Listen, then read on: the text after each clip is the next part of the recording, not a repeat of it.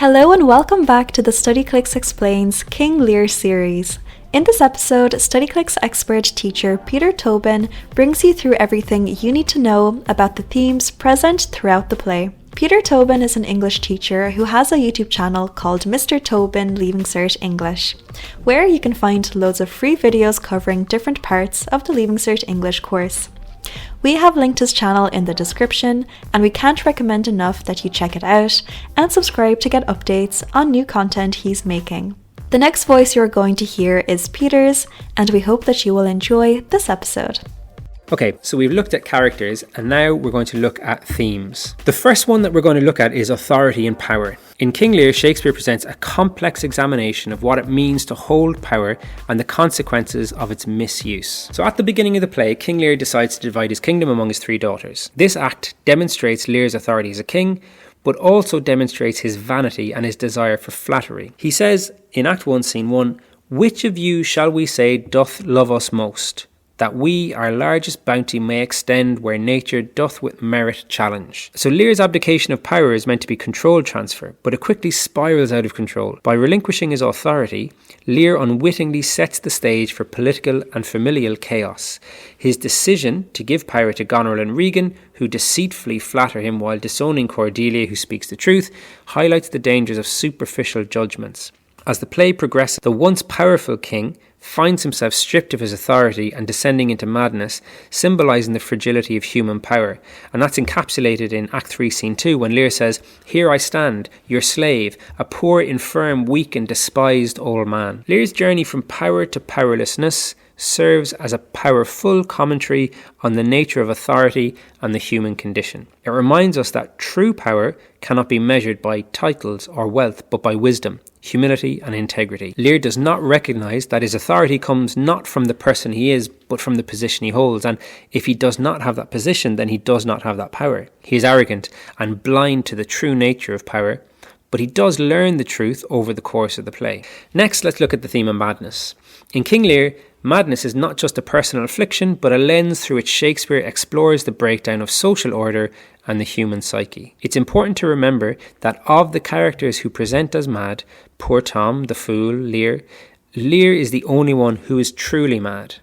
One is a professional fool, the other is pretending to be mad in order to avoid detection. In Act 1, Scene 5, Lear says, "Oh, let me not be mad, not mad, sweet heaven, keep me in temper, I would not be mad." But this is in vain. As Lear's madness deepens, it becomes a powerful symbol of his vulnerability and humanity. In The Storm on the Heath, Lear rages against the elements, projecting his inner turmoil onto the natural world. In the famous scene on the Heath in Act 3, Scene 2, he says, "Blow winds and crack your cheeks, rage, blow you cataracts and hurricanes, spout till you have drenched our steeples, drowned the cocks." This scene marks a pivotal moment where Lear's madness also serves as a form of enlightenment. Stripped of his kingly robes and pretensions, Lear gains insight into his own nature and the human condition. This becomes evident when he says, "Poor naked wretches, wheresoever you are, that bide the pelting of this pitiless storm, how shall your houseless beards and unfed sides, your looped and windowed raggedness defend you from seasons such as these?" Through Lear's madness, Shakespeare invites us to question the thin line between sanity and insanity and the societal structures that define and confine our understanding of both. Another significant theme in Lear is blindness and insight. So this theme is intricately linked with the characters' journeys and their ability to perceive truth and reality. King Lear and Gloucester both suffer from metaphorical blindness. Lear is blind to the true nature of his daughters, misjudging their intentions and character. Gloucester, on the other hand, is deceived by his illegitimate son Edmund and is blind to the loyalty of his legitimate son Edgar. We see many examples of sight, literal and metaphorical, being mentioned in the play. In Act 1, Scene 1, Lear says to Kent, "Out of my sight," while Kent responds, "See better, Lear, and let me still remain the truth blank of thine eye."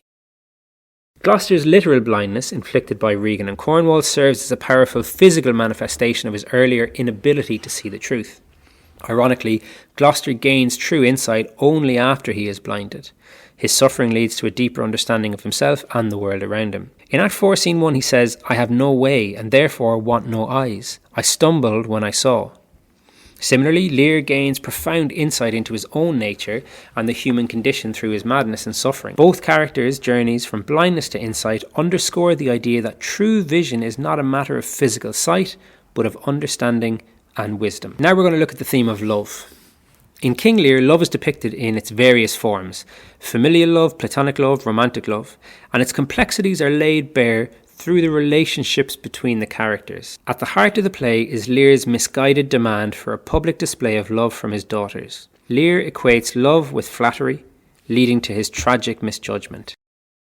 In Act 1, Scene 1, he says, "Tell me, my daughters, since now we will divest us both of rule, interest of territory, cares of state, which of you shall we say doth love us most?" Goneril and Regan's professions of love are nothing but deceitful exaggerations, while Cordelia's honest and modest declaration is dismissed. He's trying to measure the worth of love through what the characters say. It's a profound misunderstanding. Lear's inability to recognise true love leads to his downfall and the ensuing tragedy. Cordelia's love, though understated, is genuine and steadfast. Her return to save her father despite his harsh treatment underscores the depth and purity of her love.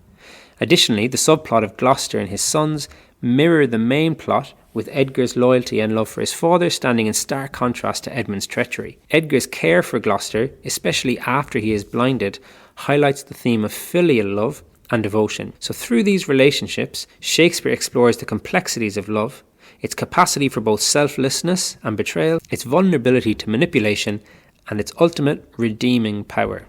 The last theme that we're going to look at is that of appearance versus reality. So the play is full of characters who conceal their true intentions and identities, leading to a dramatic exploration of deception and truth. The most obvious example is the contrast between Goneril and Regan's outward flattery and their inner malice. Their deceitful appearances lead to Lear's misplacement of his trust, resulting in his tragic downfall. Goneril says, "I do love you more than words can wield the matter, dearer than eyesight, space and liberty." While Regan, trying to outdo her sister, says, "Sir, I am made of the self-same metal that my sister is, and prize me at her worth." In contrast, Cordelia's refusal to embellish her love highlights the play's concern with sincerity and truth. She says, "Unhappy that I am, I cannot heave my heart into my mouth. I love your majesty according to my bond, no more, no less." Another layer of this theme is seen in the character of Edgar, who adopts the guise of poor Tom to survive and help his blinded father Gloucester. His disguise is a necessity, a means to reveal truths and protect himself and his father. Conversely, Edmund's manipulations and deceitful appearance as a loyal son stand in stark contrast to his true nature as a schemer. The theme of appearance versus reality is further embodied in Lear himself. As king, he is accustomed to being flattered and obeyed, but as he loses his power, he is confronted with the harsh realities of his situation and the true nature of those around him. Ultimately, King Lear reveals the dangers of trusting appearances and underscores the value of perceiving deeper truths. This theme serves as a powerful reminder of the often deceptive nature of appearance and the importance of discerning reality. King Lear is a rich tapestry of themes that explore the depths of human nature, authority, madness, love, and the complex interplay between appearance and reality. As we've seen, Shakespeare uses these themes to challenge our perceptions and invite us to reflect on the complexities of the human experience.